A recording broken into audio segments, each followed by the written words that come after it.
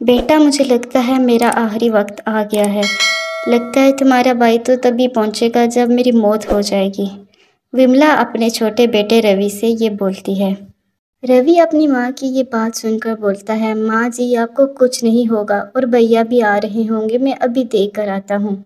आप ऐसा तो ना बोल लेना, हमारा आपके अलावा कौन है यहाँ? बस आप हमें छोड़कर कहीं नहीं जाएंगी। रवि की बीवी कमला भी यही बोलती है, माँ जी आपके अलावा हमारा इस दुनिया में और कौन है? आप हमें छोड़कर कहीं भी नहीं जाएंगी, देखना आप बिल्कुल ठीक हो जाएंगी। और जेठ जी भी आते होंगे, आप फिक्र ना करें। विमला के दो बेटे होते हैं, बड़ा बेटा आर्यन और छोटा बेटा रवि। आर्यन जो कि पढ़ लिख कर शहर में चला जाता है अपनी बीवी के साथ, जबकि छोटा बेटा रवि वो अपनी माँ के साथ गाँव में ही रहता है। वो गांव में ही रहकर अपनी माँ का और बीवी का पेट पालता है। एक दिन उसकी माँ की तबीयत शदीद खराब हो जाती है। वो तकरीबन अपनी ज़िंदगी की आखिरी सांसें ही ले रही होती है। नहीं रवि बेटा, तुम अपने भाई को नहीं जानते। वो जब आएगा मैं मर चुकी होंगी और आते ही उसे बस अपने बाप की ज़मीन पर ही नज़र होगी। विमला अपने छोटे बेटे रवि को बोलती है।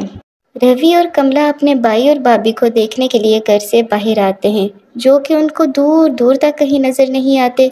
कमला रवि से बोलती है, चलिए हम अंदर जाकर ही इंतज़ार करते हैं भाई और भाभी का, वो तो यहाँ नज़र ही नहीं आ रहे। ये कहकर जब वो कमरे में जाते हैं तो देखते हैं उनकी माँ तो मर चुकी है। ये देखकर वो दोनों फूट फूट कर रोना शुरू हो जाते हैं। इतने में रवि का बड़ा भाई आर्यन भी आ जाता है। अपनी माँ को मरा हुआ देखकर आर्यन रवि से बोलता है, माँ जी को क्या हो गया? ये तो बिल्कुल ठीक थी जब मैं गया था। रवि आर्यन की ये बात सुनकर बोलता है, माँ जी तो कुछ दिनों से काफ़ी बीमार थी। यही बताने के लिए मैं आपको रोज़ फ़ोन करता था, लेकिन आपने मेरा फ़ोन ही कभी नहीं उठाया। अरे रवि, तुम्हें भी पता है ना मैं कितना बिजी होता हूँ, जिसकी वजह से मैं तुम्हारा फ़ोन नहीं उठा सका। अच्छा कुछ नहीं होता, माँ जी की ये उम्र थी और जैसे ही ऊपर वाले की मर्ज़ी। अब इसमें हम तो कुछ भी नहीं कर सकते ना रवि। रवि अपने भाई की ऐसी बात सुनकर हैरान तो होता है, लेकिन वो कुछ नहीं बोलता क्योंकि इस वक्त वो बहुत सदमे में होता है।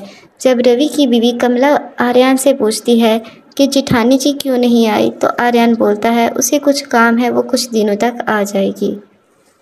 कुछ दिनों बाद जब आर्यन की बीवी विशाखा भी आ जाती है तो वो रवि और उसकी बीवी कमला से जायदाद का बंटवारे की बात करते हैं। रवि बोलता है, भैया आपको तो पता है ना मैं जायदाद के चक्कर में कभी भी नहीं पड़ा। आप ऐसा करें, आप सब कुछ देख लें, बस मेरे हिस्से की मेरी ज़मीन मुझे दे देना। रवि अपने भाई आर्यन पर बहुत ज़्यादा यकीन करता था।